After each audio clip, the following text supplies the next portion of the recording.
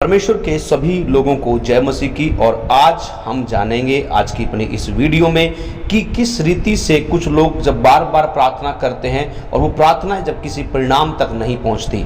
दूसरे शब्दों में हम ऐसे भी कह सकते हैं कि कुछ प्रार्थनाएं के जो तरीके होते हैं वो ऐसे होते हैं जो किसी परिणाम तक नहीं पहुंच पाते, वो हमारी प्रार्थनाओं को किसी परिणाम तक नहीं पहुंचा पाते।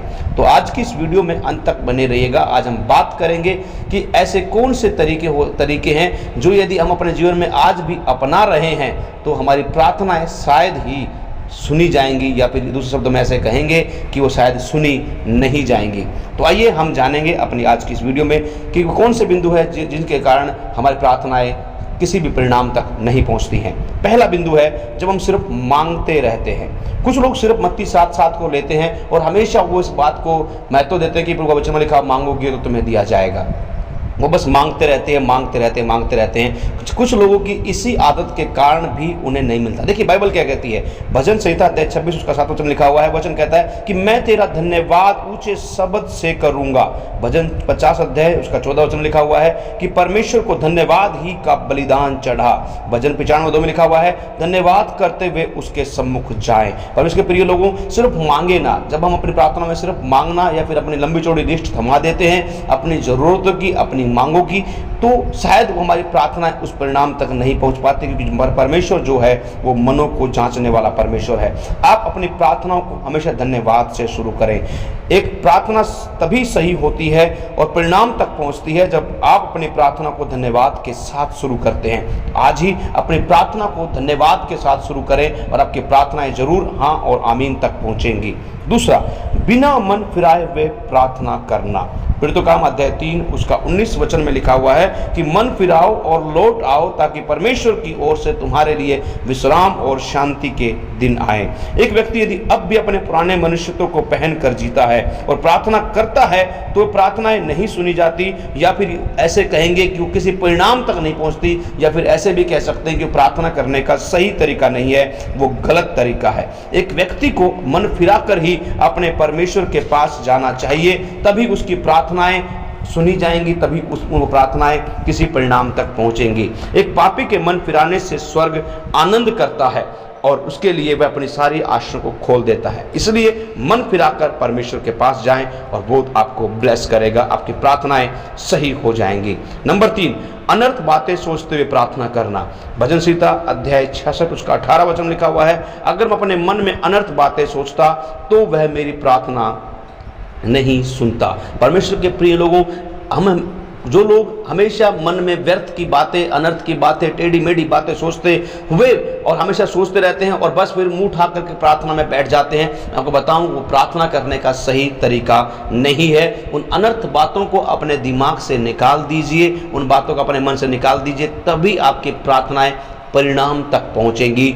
एक अच्छे हाँ और आमीन आप अपनी प्रार्थनाओं में देखने पाएंगे। नंबर 4, पाप के प्रति प्रेम रखते हुए प्रार्थना करना। कुछ लोग विचार करते हुए, चोरी में बने हुए गंदी बातें करते रहते हैं, गालियां बकते रहते हैं, नशे में रहते हैं और वो प्रार्थना करने के लिए बैठ जाते हैं। मैं आपसे कहूँ, हाँ मैं मानता हूँ कि परमेश्वर मनों को जांचता है, लेकिन मैं आपको कहूँ आप पाप से प्रेम रखते हुए परमेश्वर से प्रेम नहीं रख सकते। बाइबल कहती है तुम परमेश्वर के कटोरे और दुष्ट आत्माओं के कटोरे दोनों में से नहीं पी सकते। एक व्यक्ति यदि वो बार बार पाप में गिरता रहता है और पाप से वो प्रेम भी रखता है तो उसकी प्रार्थनाएं कभी नहीं सुनी जाएंगी। और प्रार्थनाएं, या फिर ऐसे कह सकते हैं आप कि वो प्रार्थनाएं गलत ही हैं, वो प्रार्थना करने का तरीका ही गलत है कि यदि आप पाप से प्रेम रखते हुए प्रार्थना कर रहे हैं वो प्रार्थनाएं किसी परिणाम तक नहीं पहुंचेंगी। आज ही यदि आपके अंदर नशे का आत्मा काम करता है, आप प्रभु के पास बैठे, प्रभु से कहें प्रभु मैं इस नशे की आत्मा को छोड़ना चाहता हूं, और यकीन मानिए परमेश्वर अपने सामर्थ को उड़ेल देगा और आप अपने जीवन में उस छुटकारे को देखेंगे और आपकी प्रार्थना जो है वो एक सही परिणाम तक पहुंचेगी, वो प्रार्थना गलत नहीं रहेगी। 5वां, वचन के अनुसार ना की गई प्रार्थनाएं हमेशा ही गलत होती हैं।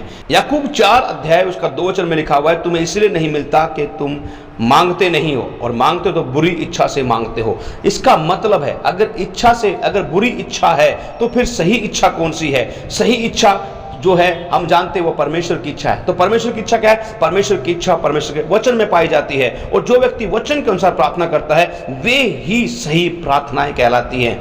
कोई भी एक व्यक्ति है, यदि वो वचन के अनुसार प्रार्थना नहीं कर रहा है, वो प्रार्थनाएं कहीं ना कहीं गलत होंगी, या फिर आप उसे ऐसे कहेंगे कि वो प्रार्थनाएं किसी परिणाम तक नहीं पहुंचेंगी। इसलिए परमेश्वर के वचनों को याद कर लीजिए।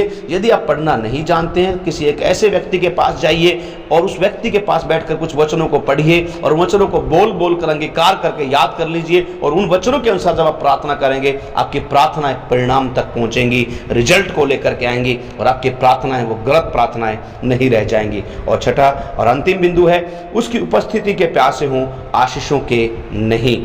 भजन संहिता 84 अध्याय का 10 वचन में लिखा हुआ है, तेरे आंगनों में का एक दिन कहीं और के 1000 दिन से उत्तम है। भजन 5:3 में भजनकार कहता है, मैं भोर को प्रार्थना करके तेरी बाट जाऊंगा। मैं लोगों को जानता हूं, मैं लोगों को से मिलता भी हूं, देखता भी हूं। एक सेवक होने के नाते मैंने हमेशा ऐसा महसूस किया है कि लोगों को परमेश्वर से सिर्फ आशीष चाहिए, वो परमेश्वर के प्यासे होना नहीं चाहते, वो परमेश्वर के प्रेम को जानना नहीं चाहते। मूसा परमेश्वर से कहता है कि परमेश्वर यदि तू हमारे आगे आगे ना चले, हमारे साथ ना चले, तो हमें आगे लेकर के ना जा, क्योंकि हमें कनान चाहिए, मगर वो हमें तेरे बिना कतई नहीं चाहिए। परमेश्वर के प्रिय लोगों, जो लोग सिर्फ आशीषों के लिए परमेश्वर के पास आते हैं, आशीषों के लिए ही प्रार्थना करते हैं, प्रार्थनाएं हमेशा गलत होती हैं। परमेश्वर के लिए प्रार्थना कीजिए, उसके प्यार के लिए प्रार्थना कीजिए, उसे बाहों में लेने के लिए प्रार्थना कीजिए, उसकी आवाज को सुनने के लिए प्रार्थना कीजिए, और आपकी प्रार्थनाएं परिणाम तक पहुंचेंगे। मत्ती 6 में लिखा हुआ है कि तुम पहले उसकी धार्मिकता, उसके राज्य की, उसकी उपस्थिति की खोज करो, ये सब वस्तुएं तुम्हें मिल जाएंगी।